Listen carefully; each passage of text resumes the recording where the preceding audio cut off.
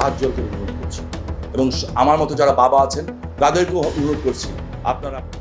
আজ ৩ আগস্ট শনিবার সকাল থেকে সোশ্যাল মিডিয়ায় ব্যাপক আকারে ছড়িয়ে পড়ে শামীম ওসমানের সপরিবারের দেশত্যাগের খবরটি। শুধু যে বিভিন্ন লিখিত পোস্টের মাধ্যমে ছড়িয়ে পড়েছে ব্যাপারটি তা কিন্তু নয়, বরং পররাষ্ট্র মন্ত্রণালয়ের একটি প্যাডের ছবি সহ সংবাদটি দ্রুত ছড়িয়ে পড়েছে সারা দেশে। ফলে দেশের মানুষও সংশয় প্রকাশ করছেন ব্যাপারটিতে। এদিকে ভাইরাল হওয়া প্যাডে ডেট উল্লেখ করা ছিল ২৯ জুলাইয়ের। তবে কিছুক্ষণ আগেই এ ব্যাপারে মুখ খোলেন শামীম ওসমানের একমাত্র ছেলে ইমতিনান ওসমান অয়ন।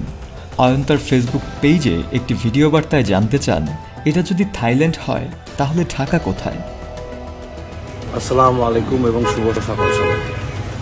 আমি শুধু একটা জিনিসই জানতে চাই, এটা যদি থাইল্যান্ড হয় তাহলে ঢাকা কোথায়?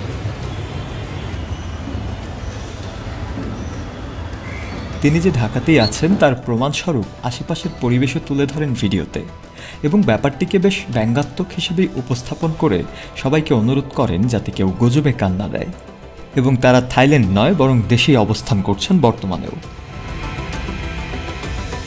অর্থাৎ সামাজিক যোগাযোগ মাধ্যমে ছড়িয়ে পড়া সংবাদটির কোনো ভিত্তি নেই। সামাজিক যোগাযোগ মাধ্যমের পাশাপাশি কিছু মিডিয়াতেও দেখা যায় এই ব্যাপারটি নিয়ে প্রতিবেদন এবং বেশ অস্পষ্ট আকারের কিছু টাইটেল বা ক্যাপশন।